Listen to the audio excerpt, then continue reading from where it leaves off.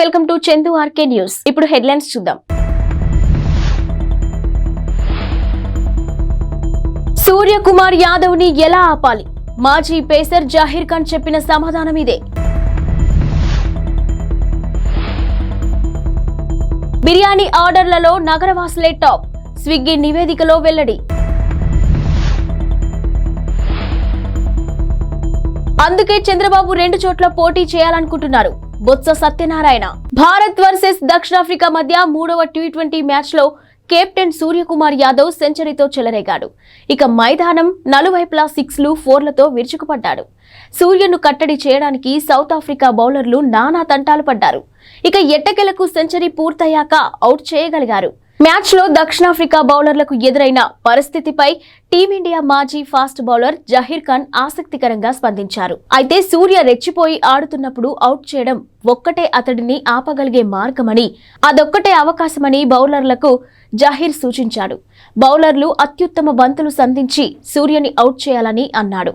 ఇక దక్షిణాఫ్రికాపై మ్యాచ్ లో చివరికి అదే జరిగిందని అన్నాడు. సూర్య బ్యాటింగ్ పై స్పందిస్తూ తనకంటూ ప్రత్యేక గుర్తింపును తెచ్చుకుంటున్నాడని, ఈ విషయంలో ఎలాంటి సందేహం లేదని జహీర్ ఖాన్ అన్నాడు. ఇక మిస్టర్ 360 మైదానం నలువైపులా షాట్లు కొట్టగల సమర్థుడని, బౌలర్లకు ఇది చాలా కష్టతరమని అన్నాడు. ఫీల్డింగ్ పరిమితులు ఉంటాయి కాబట్టి బౌలర్లకు ఎప్పుడూ కష్టమేనని అన్నాడు. ఇక సూర్య లాంటి బ్యాటర్ క్రీజ్లో ఉన్నప్పుడు బంతిని long on mid wicket cover మీదుగా 6లు కొట్టగలరని, ఇది బౌలర్లకు కఠినమైనదని పేర్కొన్నాడు. ఇక సూర్య షాట్లు కొట్టేందుకు ప్లేస్లు ఎంచుకుంటున్నాడని, ఒకసారి ఊపు అందుకుంటే బౌలర్లు తమ ప్రణాళికలను అమలు చేయడం అంత సులభం కాదని అన్నాడు. ఈ మేరకు జహీర్ ఖాన్ క్రిక్ బజ్ తో మాట్లాడాడు. మహానగరాల్లో ప్రజలకు ఆన్లైన్ ఆహారం ఆర్డర్ ఇవ్వడం అలవాటుగా మారిపోయింది. ఇక స్విగ్గీ, జొమాటోలకు డిమాండ్ నానాటికి పెరుగుతుంది. మరోవైపు సంవత్సరాంతం వచ్చేసిన నేపథ్యంలో ఇక స్విగ్గీ ఈ ఏడాది అత్యధికంగా ఆర్డర్స్ వచ్చిన వంటకాల గురించి ఓ నివేదికను విడుదల చేసింది. హౌ ఇండియా స్విగ్గీ 2023 పేరిట విడుదలైన ఈ నివేదికలో పలు ఆసక్తికర విషయాలను వెల్లడయ్యాయి. ఇక బిర్యానీపై హైదరాబాద్ నగరవాసుల అభిమానం మరోసారి తేటతెల్లమైంది. దేశంలోని నగరాల్లోకెల్లా హైదరాబాద్లో అత్యధికంగా బిర్యానీ ఆర్డర్లు వచ్చినట్టు స్విగ్గీ తన నివేదికలో పేర్కొంది. ఇక అంతేకాకుండా ఈ ఏడాది అత్యధికంగా స్విగ్గీలో అమ్ముడైన వంటకము బిర్యానీనే. వరుసగా 8వ ఏడాది బెస్ట్ ఆర్డర్ డిష్ గా బిర్యానీ నిలిచింది. సెకండ్కు 2.5 బిర్యానీలు అమ్ముడుపోయాయని నివేదికలో తేలింది. ఇక జనవరిలో ఏకంగా 4.30 లక్షల బిర్యానీలకు ఆర్డర్లు అందాయని, ఇక జనవరి 1 నుంచి నవంబర్ 23 వరకు మొత్తం 2.49 బిర్యానీ ఆర్డర్లు వచ్చాయని పేర్కొన్నారు. ఇక అయితే హైదరాబాద్కు చెందిన ఓ వ్యక్తి ఈ ఏడాది ఏకంగా 1633 బిర్యానీలను ఆర్డర్ చేయడం నివేదికలో మరో విశేషం.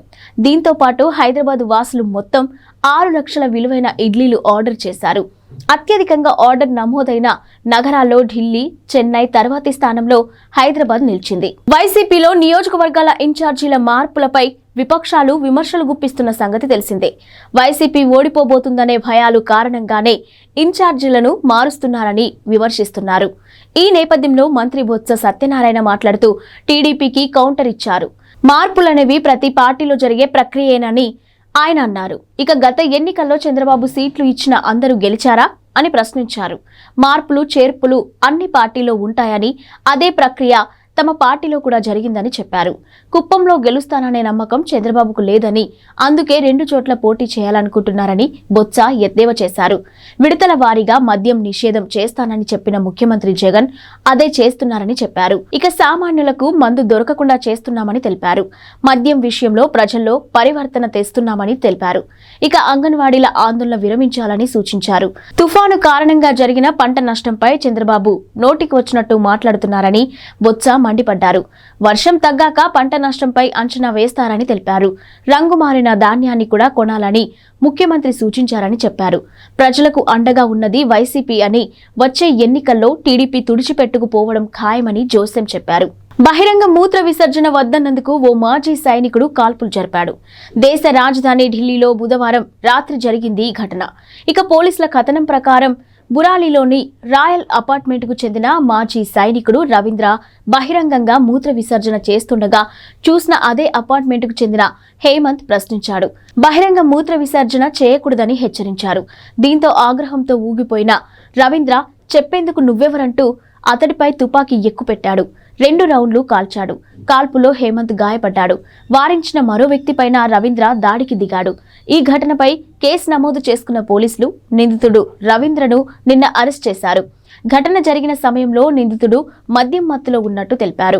ఎన్నికల ప్రచారంలో కాంగ్రెస్ ఇచ్చిన 6 గ్యారంటీల్లో ఒకటైన 500కే గ్యాస్ సిలిండర్ పథకం హామీని నిలబెట్టుకునేందుకు రేవంత్ రెడ్డి ప్రభుత్వం రెడీ అవుతుంది.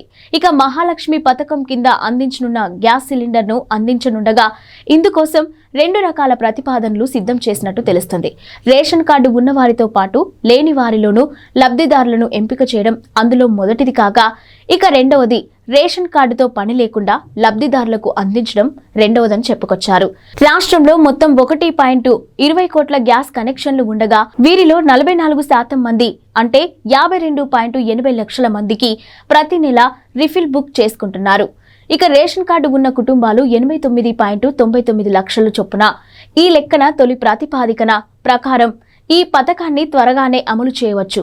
కాకపోతే అనర్హులు కూడా లబ్ధిదారులయ్యే అవకాశం ఉందని పేర్కొన్నారు. అంటే దాదాపు 1 కోటి మందికి పైగా 500 రూపాయలకే గ్యాస్ సిలిండర్ ఇవ్వాల్సి ఉంటుంది. అదే రెండో ప్రతిపాదనను కనుక పరిగణలోకి తీసుకుంటే లబ్ధిదారుల గుర్తింపు కోసం ఎక్కువ సమయం పట్టే అవకాశం ఉంది. కేంద్ర ప్రభుత్వ విజ్ఞప్తి మేరకు గివిటప్లో భాగంగా రాష్ట్రంలోని 4.2 లక్షల మందికి రాయితీని వదులుకున్నారు.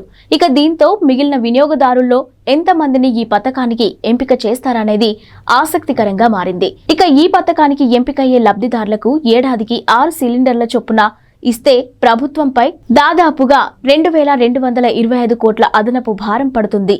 ఇక అదే 12 సిలిండర్లు ఇస్తే కనుక ఇది రెండింతలవుతుందని పేర్కొన్నారు.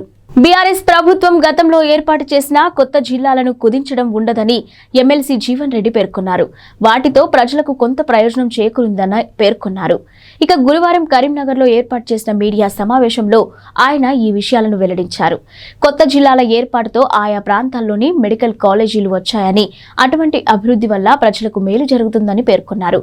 హుస్నాబాద్ నియోజకవర్గ కేంద్రాన్ని కరీంనగర్ జిల్లాలో విలీనం చేయాల్సిందేనని, రేవంత్ రెడ్డి పర్యటనలో ఈ విషయమై తాను అక్కడి ప్రజలకు హామీ ఇచ్చానని తెలిపారు. ఇక రాజకీయ ప్రయోజనాల కోసం సిద్దిపేట జిల్లాలో కలిపిన హుస్నాబాద్ను మునుపటిలా కరీంనగర్కు మార్చుతామని స్పష్టం చేశారు. రామ్ గోపాల్ వర్మ తాజా చిత్రం వ్యూహం ఈ నెల 29న థియేటర్లోకి వస్తుంది. ఈ సినిమా ప్రమోషన్లో ప్రస్తుతం వర్మ బిజీగా ఉన్నారు. ఎక్స్ వేదికగా తనదైన శైలిలో కామెంట్లు చేస్తూ ప్రేక్షకులను ఆకర్షించే ప్రయత్నం చేస్తున్నారు. ఎప్పటి మాదిరే వర్మ మరోసారి జనసేన అధినేత పవన్ కళ్యాణ్ పై సెటైర్లు వేశారు. ఇక జనసేనలో చంద్రబాబు కోవట్ పవన్ కళ్యాణే అని అనిపిస్తుందని ఆయన వ్యాఖ్యానించారు. ఈ వ్యాఖ్యలపై పవన్ ఫ్యాన్స్ విరుచుకుపడుతున్నారు. మరోవైపు వ్యూహం చిత్రానికి సంబంధించి ఆర్జీవి ఒక పోస్టర్ను కూడా షేర్ చేశారు. ఇందులో పసుపు రంగులో ఉన్న ఒక సైకిల్ను ఉంచారు. టీ గ్లాస్ జనసేన గుర్తును తాను పట్టుకున్న ఫోటోను పెట్టారు. వెనుక ఒక చింపాంజీ కూడా ఉంది. నా వెనుక ఉన్న జంతువుకు చీర్స్ అని క్యాప్షన్ పెట్టారు. ఏపీలో యురేనియం అన్వేషణ జరుగుతున్నట్టు కేంద్ర అణు ఇంధన శాఖ మంత్రి జితేంద్ర సింగ్ తెలిపారు. గురువారం రాజ్యసభలో సంత్ బల్బీర్ సింగ్ అడిగిన ఓ ప్రశ్నకు మంత్రి ఈ మేరకు సమాధానమిచ్చారు.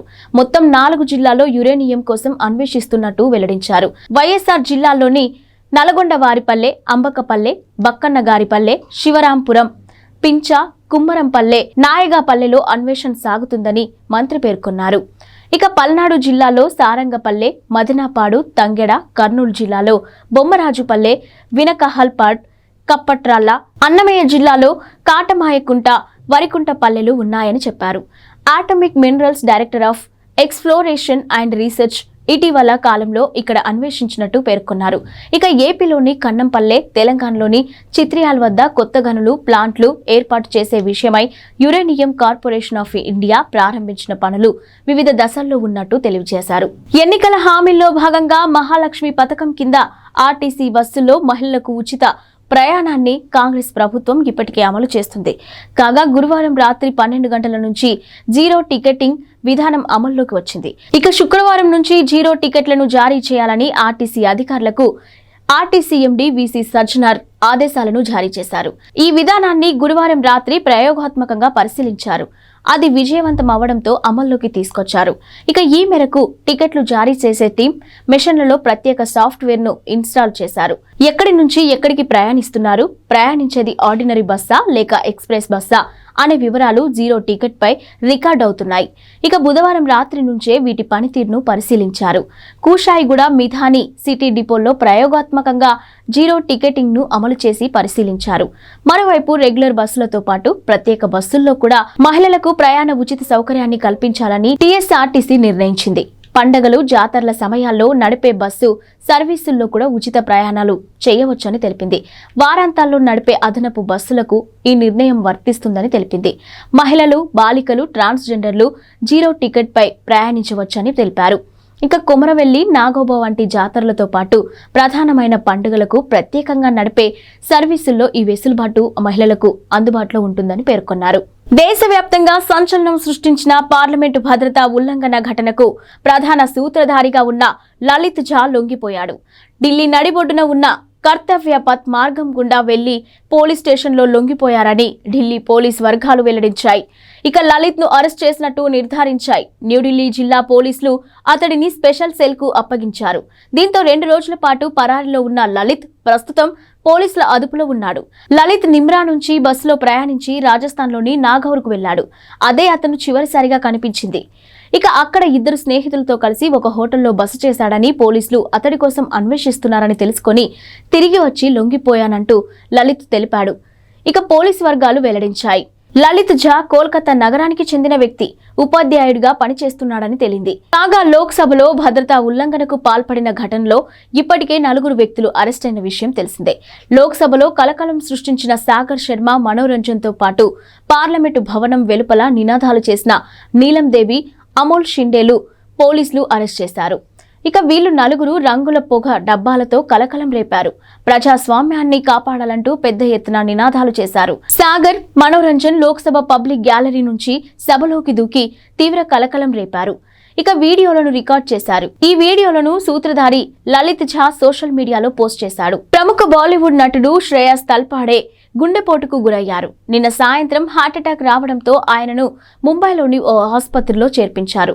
ఆ రాత్రే శ్రేయాస్ కు యాంజియోప్లాస్టీ జరిగింది. ప్రస్తుతం ఆయన ఆరోగ్యం నిలకడగా ఉందని ఆసుపత్రి వర్గాలు తెలిపాయి. ఇక ఆపరేషన్ విజయవంతంగా జరిగిందని వైద్యులు పేర్కొన్నారు. Welcome to the jungle shooting అనంతరం శ్రేయాస్ గుండెపోటుతో కుప్పకూలినట్టు తెలుస్తుంది. హిందీ, మరాఠీ సినిమాలతో మంచి పేరు తెచ్చుకున్న శ్రేయస్ తల్పాడే అనేక హిట్ చిత్రాల్లో నటించారు. ఇక 2005 నాటి ఇక్బాల్ సినిమాతో దివ్యాంగుడి పాత్రతో ఆయనకు దేశవ్యాప్తంగా గుర్తింపు వచ్చింది. మరాఠీ టీవీ షోలతో పాటు మొదట్లో గుర్తింపు ఆయన ఆ తర్వాత ఇక్బాల్ తో దేశం దృష్టిని ఆకర్షించారు. ఓం శాంతి ఓం, గోల్మాల్ రిటర్న్స్, హౌస్ఫుల్ 2 వంటి హిట్ చిత్రాల్లో ముఖ్య పాత్రలు పోషించారు. క్రిటిక్స్ ను మెప్పించిన డోర్ సినిమాలో తన నటనతో శ్రేయాస్ మంచి మార్కులు పొందారు. ఈ సంవత్సరం pan India block buster Pushpa Hindi version లో అల్లు అర్జున్ పాత్రకు శ్రేయాస్ డబ్బింగ్ చెప్పారు. దక్షిణాఫ్రికాపై 3వ టీ20 మ్యాచ్ తో సెంచరీతో చెలరేగిన కెప్టెన్ సూర్యకుమార్ యాదవ్ అసాధారణ రికార్డులు నెలకొల్పాడు. ఇక అంతర్జాతీయ టీ20 క్రికెట్ లో 4 సెంచరీలు సాధించిన 3వ బ్యాట్స్మెన్ గా మిస్టర్ 360గా నిలిచాడు. ఇక ఈ జాబితాలో చెరో 4 సెంచరీలతో ఉన్న రోహిత్ శర్మ, గ్లెన్ మ్యాక్స్వెల్ సరసన నిలిచాడు. అయితే సూర్యకుమార్ కేవలం 57 ఇన్నింగ్స్లలో ఈ రికార్డును సాధించగా రోహిత్ 79 మ్యాచ్లు, మ్యాక్స్వెల్ 92 ఇన్నింగ్స్ ఆడడం గమనార్హం. దీనిని బట్టి సూర్య ఎంత వేగంగా 4 సెంచరీలు అందుకున్నాడో అర్థమవుతుంది. ఇక టీ20 ఫార్మాట్ లో వీళ్ళు 3 మాత్రమే 4 చొప్పున సెంచరీలు నమోదు చేయగా సబావున్ David 3, Colin Munro 3, Babar Azam 3 ఆ తర్వాత స్థానాల్లో ఉన్నారు. ఇక దక్షిణాఫ్రికాపై సూపర్ సెంచరీ సాధించిన సూర్య ఖాతాలో మరో 2 రికార్డులు పడ్డాయి. టీ20లో అత్యధిక స్కోర్ సాధించిన 3వ భారత కెప్టెన్ గా సూర్య నిలిచారు. ఇక సూర్య సాధించిన 4 సెంచరీలు వేర్వేరు దేశాల్లో నమోదు చేయడంతో మరో రికార్డుగా ఉంది. ఇంగ్లాండ్, న్యూజిలాండ్, ఇండియా, దక్షిణాఫ్రికాలో సెంచరీలు బాదాడు. ఈ ఫీట్ సాధించిన ఏకైక ఆటగాడిగా మిస్టర్ 360 నిలిచాడు. మ్యాక్స్వెల్ సెంచరీలో 2 భారత్లో, శ్రీలంక, ఆస్ట్రేలియాలో ఒక్కొక్కటి చొప్పున బాదాడు. ఇక రోహిత్ ఇండియాలో 3, ఇంగ్లాండ్లో 1 సెంచరీ కొట్టాడు. ఇవి ఇప్పటివరకున్న బులెటిన్ అప్డేట్స్. Keep watching.